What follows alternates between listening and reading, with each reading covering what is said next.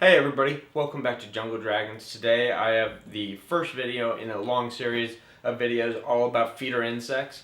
Now if you don't know my channel, Jungle Dragons is mostly about chameleons, and I love chameleons because, well, for one, they're awesome for a ton of reasons. Watch my other videos for why I think they're awesome. It has to do with how adapted they are compared to most animals you'll find in this world. But anyway, another reason why I love them, and particularly why I made this channel, is because most of Africa has been closed by CITES, which is the Commission for International Endangered Species Act or something. I forget, but anyways, they have shut down Africa because Africa is not regulating they're not checking how many of these animals live in the wild. They just don't have a government agency that does that. So basically, we're not getting any more legally, for the most part, out of Africa. Only farmed ones are coming in, and that's a very small number compared to how many used to be coming in from catches. And so the genetic diversity, as well as the actual just number of these animals, chameleons, are going to be going down. And so we really need to care about husbandry. And so I want to do something to kind of help with people's husbandry skills. And so in this series, I'm going to be going into every feeder insect that I like to feed my chameleons, the most common ones, of which there's about 8, and I'll trickle in some other ones just to try them out sometimes, but 8 ones that I use pretty regularly throughout the year. And I'm starting, obviously, my first one with crickets. When I was a hobbyist, when I was like 14 and I got my first chameleons, I very falsely believed that if you use supplements such as, multivitamins, vitamin D3 supplements, calcium with vitamin D3 stuff. Anyways, if I use supplements and made sure my chameleons had water, the crickets would be fine. That's all you have to feed them. That's it. That's nothing else. Well, boy, was I wrong. One of my chameleons, maybe it was partially my fault, but he died of a tumor on his mouth. So, he didn't have the greatest health, and that was probably partially my fault, and I just didn't know it yet. So, live and learn. But, just so you can understand with an analogy, let's say you as a human were fed only chicken every day. You could cook it any way you want, but it's chicken and nothing else, just chicken. Now, if you actually look into the research on what kind of vitamins chickens actually have, it's not that much. So if you lived on just chicken, you'd actually die of malnutrition pretty quickly. And if you're, supplementing yourself with vitamins you get from the store, you could probably do okay. But you wouldn't have everything, because there are some amino acids and just certain nutrients that you get so easily from other foods that there are no companies synthesizing them for the most part. And there's definitely no company synthesizing most the compounds that chameleons need, because there's no market for it. They won't make enough money for it to be profitable. So there's tons of synthesized vitamins and nutrients for humans, because there's a big market for it, but for chameleons, not so much. The multivitamins and stuff, I mean, they do not do you too much good, guys. I'm just going to read off this particular one. Reptivite, reptile vitamins with D3. It is impressive. I will say there's well over about 40 different things in here, but they're in pretty small doses. So whenever you're sprinkling this onto your feeder insects, they're not getting everything that they really need. So it's just not enough to use some of these little supplements on your animals. So crickets, guys.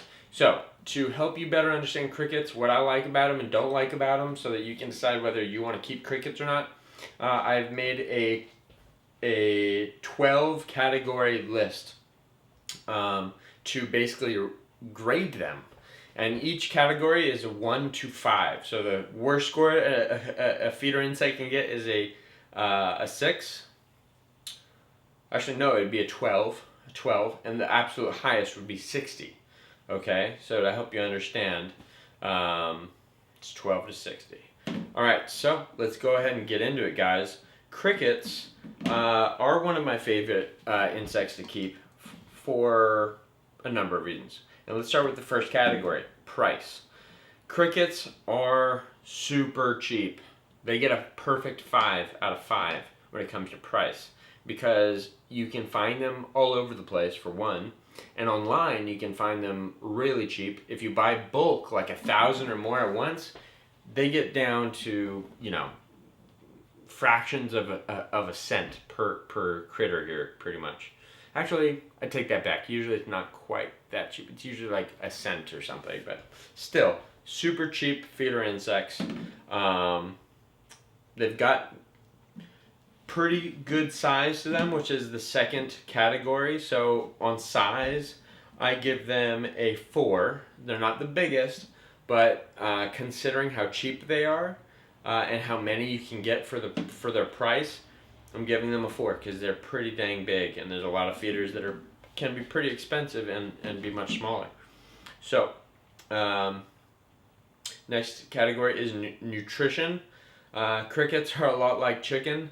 For your reptiles, they are not actually that nutritious, so I'm giving them a 2, but just to help solve any questions you might have on the nutrition of this insect in particular, I'm going to go ahead and go on a little tangent right now on what is actually in your crickets. Alright guys, so here's the nutritional fact sheet that I'm going to be using. So third on the list is crickets.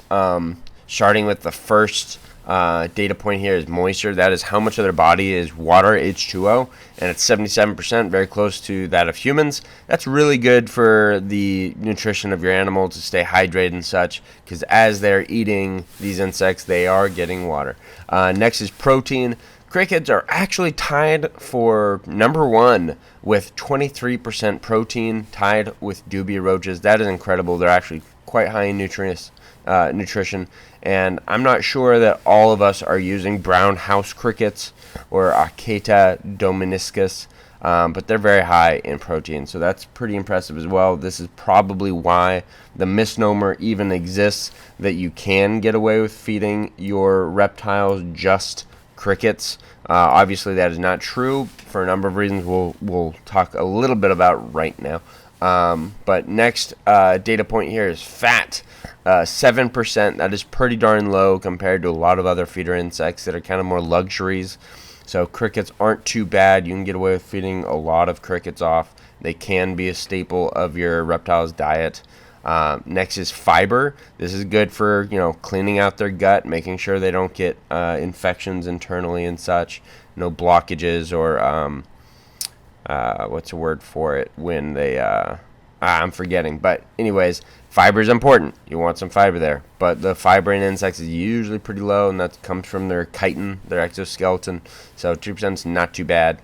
Ash is basically everything else. That's minerals, salts, other random components to the insect that are a little less important, but it makes up about 1% of their overall body here. Calcium to phosphorus ratio. This is 1 to 9. That is actually not very good. What reptiles need in the wild is a 2 to 1 ratio. This is why we supplement. This is why we have ReptiCal. This is why we use all of these different supplements so that our reptiles stay healthy, because in the wild they're not getting very close to a 2 to 1 ratio. The best they can find is basically 1.5 to 1, which they can find in black soldier fly larvae and earthworms, which chameleons in particular do not eat. They'll probably never see earthworms in their lifetimes, in the wild at least. So as you can see, they've highlighted on this list red things that are very bad and green things that are very good. Crickets don't get any green here, but overall they are quite pretty good for a staple part of your animal's diet. So again, I give them a pretty good rating, but not the best. All right, back to me. All right, hopefully that was helpful. Next category, guys. Category number 4 is reproduction speed. Crickets reproduce really fast and easy, so I actually give them a 3. A 3. They're not perfect, they're not super fast, but they still reproduce in great numbers.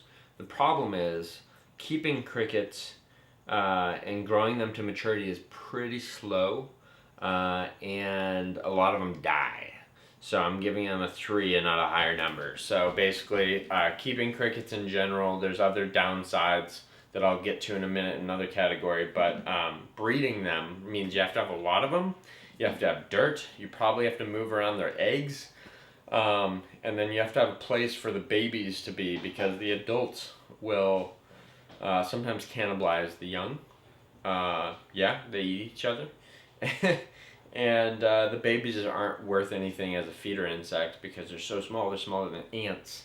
But after their 5th week or so, that's when they're big enough to start really growing, and they grow much faster after about the 5th week. All right, so that's reproduction speed. Ease of care. So how easy is it to actually care for them? I gave them a perfect 5 on that one because they eat everything. Anything green, any fruit or vegetable, grapes. Blueberries are in here right now. I've got squash in here right now, carrots, some spinach that they didn't finish. That rhymed. Some random oats, water crystals. Basically, they're becoming like my own little composting bin. I've got green beans in here, uncooked. They don't like cooked stuff. But they're really easy. They eat anything, guys. So, super easy to take care of. So, if you buy them in bulk, which is what I do now. Now, I have experimented breeding them myself. I should have mentioned that in the last section. I have experimented breeding them. And it's pretty easy, because if you buy larges, the females will lay literally thousands of eggs. In fact, I have a little thing right here, and I can already see that they've laid hundreds and thousands of eggs in this little cup of dirt. So you just put a little cup of dirt in wherever you keep your crickets, and you'll get thousands of eggs. I don't know if you want them.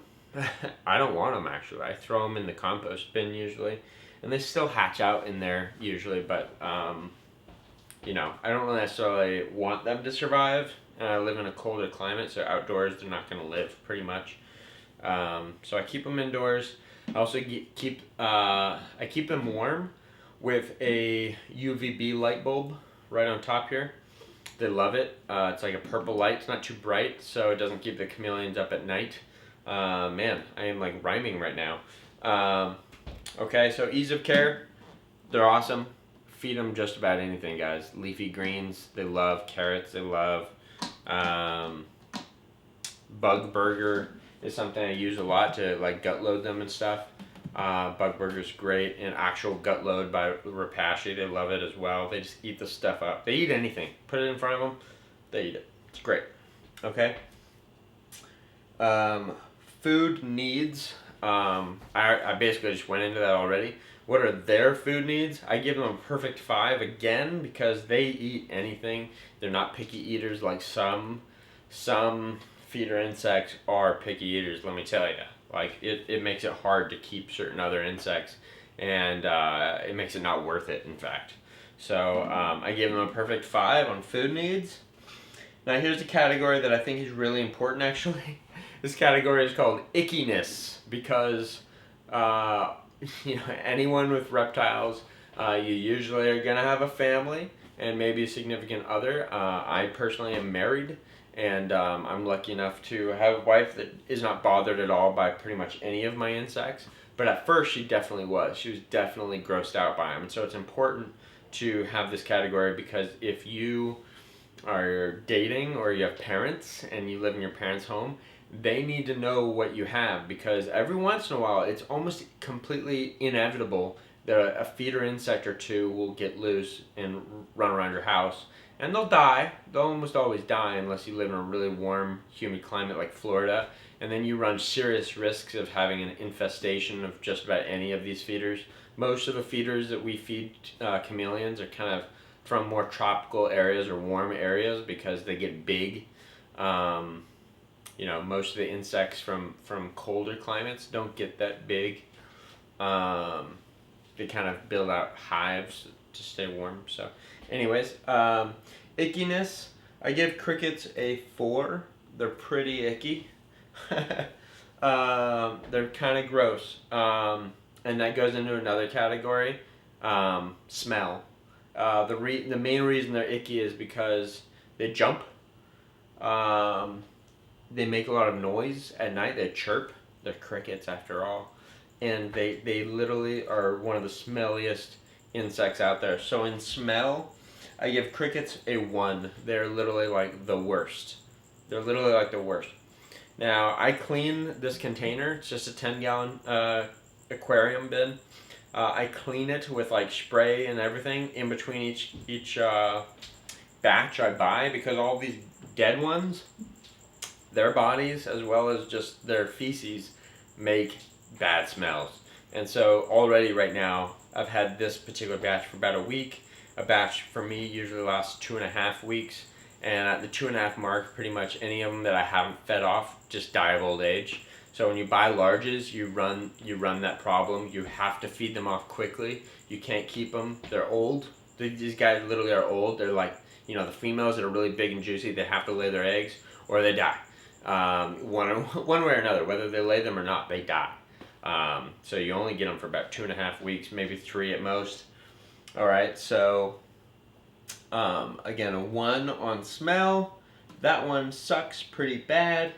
The next category is escapability, and the category after that is infestability. I made those words up for this video, but escapability, they get a 2 because they're extremely good at getting out. When you take this lid off, sometimes you get some people jumping out, and they're not people, but you know what I mean. The crickets sometimes just jump out. Now, I want to give you a little tip on how I pick up my crickets. Usually when I want to feed off a lot of crickets, I get a piece of cardboard and I shake it into this bin. Or I'll use an example of this little guy, just one cricket. I've got this bin, and then I've also got the lid. Now, I got this at the paint store, HDX. Or not a paint store, I got this at like Home Depot. And you get this lid and you just cut a little hole in it. And so once you've got this set up, if you don't need a lot of crickets, you just need a few, and you just need to like pick them out. Get your tongs, grab them by the egg shaft. You can't see this probably, but you grab them by the egg shaft and you just drop them right in through the hole. And doing that particular method, I have very, very few escapees. Very few. And also, as long as you're not moving your hands around them like that, they don't jump all that much actually. So, I didn't give them a terrible score here, but still, escapability, they get a 2. It's pretty bad. Compared to the other insects, they escape way more. So it's because they can jump so well. But infestability, they get a 4 because they can't. They can't infest a home. They need lots of food. They eat a ton. And they need dirt. Their egg shaft can't lay eggs on, your ground. They might be able to lay eggs in a carpet. I don't have a carpet in my house. It's all hardwood floors, so I don't know. But yeah, they can't infest even with a carpet. Their babies would die. So there's 0 chance of them actually infesting your home. So infestability, they get a 4, which is almost a perfect 5. But if this thing got tipped over for a while, you'd have an issue because you can't catch them. Once they get loose, you can't catch these guys. They're better at getting away than many, many other insects that you keep as feeders. Other feeders are slow or they're big, whatever. They can't get away from you. You'll just catch them with your hand. These guys, they'll get away from you. So escapability 4. Infestability 2. I'm sorry, I got those reversed. Escapability is 2, infestability 4. All right. Now upkeep, cleaning needs. I give them a 3, right, like middle ground. Their cleaning needs, because they smell and stuff, you have to actually clean after every time you've had them, which is a lot more maintenance than, for example, my dubia. My dubia, I clean that bin literally once a year, 1 time a year. Just dump out all of their frass into my compost bin. That compost bin has got amazing things in it. It's got dead cricket carcasses, frass, all my food scraps, you name it, and a bunch of amazing worms are in there. So I don't need worms anymore. I used to have a salamander that I'd feed worms to, but anyway, I digress. Upkeep, again, 3. Smell, already went over. Movement speed, I give them a 4. Now, movement speed is like how well do they attract your chameleons to actually eat them. They need to attract the chameleons to actually eat them. To see, look at this. Look at this. A cricket, I was trying to throw them back in here, and a cricket jumped right onto my shirt. It's on my shirt right now. Oh, God. Don't jump. Don't jump. Gotcha. Sorry. All right. So, movement speed, they get a 4. They're really good at that. So they move a lot. A lot of movement, moving around, looking around the enclosure. They get almost the best grade out of any of them, but not quite compared to red runner and lobster roaches. Those guys move on another level. They're very fast, and it makes the chameleons respond like their predatory instincts kick in, and they're just like boom, they go for them because they know that those ones move quickly. Same with crickets. Other insects they ignore because they're such slow movers that they're just like, not interested right now. So they get a 4 because they're eaten so quickly. So out of all the categories, if you add it all up, these guys get a 42. Pretty good. It's above average actually. But if you're going to keep them, and especially if you're going to breed them, you need to keep in mind that they have some needs for upkeep. Their smell, you're going to need to breed them outside of your house. You don't want to breed these guys inside your house. That is not a good idea. Smell will be terrible, and the scabies will add up, and you might not have an infestation where they're like breeding and laying eggs in your house, but it'll feel like you've got an infestation just because there's so many of them and it's so hard to get them, and they live so long. I mean, these guys live literally like 8 to 10 months. Okay, so it's a long time. So, all right, that's basically it, guys. So I give them once again, a 42 out of 60. That is above average, and they're super easy and cheap. So, if you're going to be keeping chameleons, you will be feeding them crickets a good amount of the time. Anyways, I hope you guys learned a little something, and maybe you learned something that you hadn't considered when it came to crickets. Breeding them is super easy. If you want to learn about that, there's a lot of videos out there, but it's so easy. It's basically like have dirt for them when you have them as adults. They will lay eggs naturally, guarantee it. Then you want to keep the soil moist. You need to mist the soil at least once every other day, or you can mist it once and put a saran wrap over it and keep that humidity locked into the soil.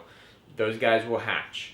Then once they've hatched, you need to feed them basically like shaved carrots, lots of water, so like iceberg lettuce and stuff. You need to give them that kind of stuff, and they'll eat it, and they'll grow slowly, and after about a month and a half, they'll be big enough that they start eating much faster, more, and growing faster. And then at about 3 months, it's a lot of work, 3 months of work, feeding them, taking care of them, then they're big enough to be at least worth to feed like younger chameleons, not adults. You'd need to wait to about the 6-month mark for them to be large enough to feed off and be worth feeding off. So it's a lot of work, but I've done it, tried it, and I don't do it. Just for the record, I buy all of my crickets because of the smell issue mostly. So anyways, guys, thank you for watching. This is Jungle Dragons. If you like this kind of content, learning about these feeder insects for your chameleons or other reptiles, please like and subscribe. I've got a lot more videos like this one coming out soon. Thanks for watching.